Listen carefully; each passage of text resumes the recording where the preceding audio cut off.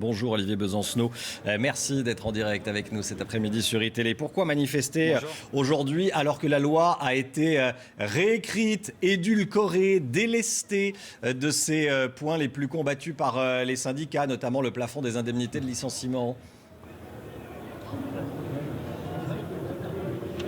Édulcoré, comme vous dites, c'est-à-dire que le compte n'y est franchement pas. La philosophie générale du projet de loi travail reste maintenue, que ce soit sur l'augmentation de la durée quotidienne du temps de travail sans recours possible à l'inspection du travail, que ce soit sur l'extension même du licenciement économique, quel que soit le pouvoir accru qu'on donne aux juges, que ce soit sur la question de la rémunération des heures supplémentaires, que ce soit sur la question de la fragmentation des temps de pause, et puis surtout sur l'idée générale de la fin de la hiérarchie des normes, où jusqu'à présent il y avait la loi, les conventions, et ensuite seulement ensuite les accords d'entreprise, sauf si c'était plus favorable aux salariés. Et c'est ça qui est remis en cause aujourd'hui, c'est ça qui reste maintenu. Et j'ai l'impression que c'est ça que de nombreux jeunes, lycéens et étudiants aujourd'hui ont bien compris et sont venus revendiquer. Qu'est-ce que vous réclamez? Vous réclamez toujours le retrait pur et simple de ce texte? À la poubelle. Voilà, à la poubelle. Notre réponse, c'est à la poubelle. La seule place légitime de ce projet de loi, c'est à la poubelle. C'est là où il doit être. On va pas nous endormir sur de toute façon ce qui s'annonce comme une grande régression, une machine à remonter le temps.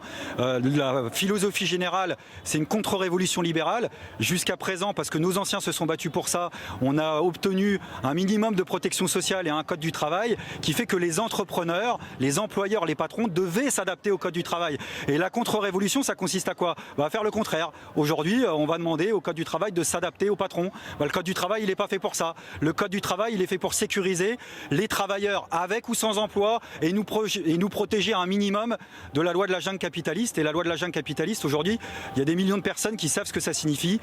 Une nouvelle fois, qu'on soit salarié, retraité, chômeur ou jeune. Mais Olivier Besancenot, cette loi, elle est réclamée notamment par les patrons de très petites entreprises qui réclament plus de flexibilité et plus de visibilité. Qu'est-ce que vous leur dites à ces petits patrons qui sont ceux qui embauchent partout sur le territoire en France? Mais Oui, écoutez, ce que j'en dis, c'est que M. Gattaz, c'est pas un artisan boulanger. Donc ne me faites pas croire que M. Gattaz est le représentant des artisans, des commerçants et des petits entrepreneurs. Voilà, le grand patronat en général délègue beaucoup de choses, y compris le fait de défendre sa propre cause. Moi, je dis aux artisans, aux commerçants qui souvent n'exploitent qu'eux-mêmes, que leur cause aujourd'hui, elle est commune aux salariés, aux jeunes et aux retraités qui se mobilisent. Et si c'est quand même pas un hasard que sous un gouvernement dit de gauche, ceux qui signent la pétition du projet de loi, c'est le MEDEF, et ceux qui s'y opposent, c'est souvent des gens qui ont le cœur à gauche. C'est aussi pour ça qu'il y a une dimension politique très forte dans cette mobilisation qui ne fait que commencer. Voilà, et on ira jusqu'au bout, c'est-à-dire jusqu'au retrait. Vous êtes vous-même fonctionnaire.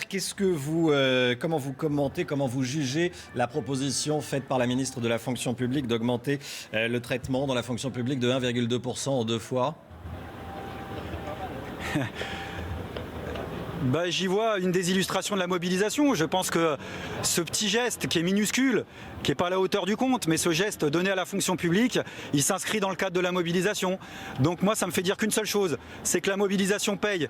Et il y a un truc dont on est maintenant convaincu, dont on devrait tous être convaincus, sans lutte, on n'obtient rien.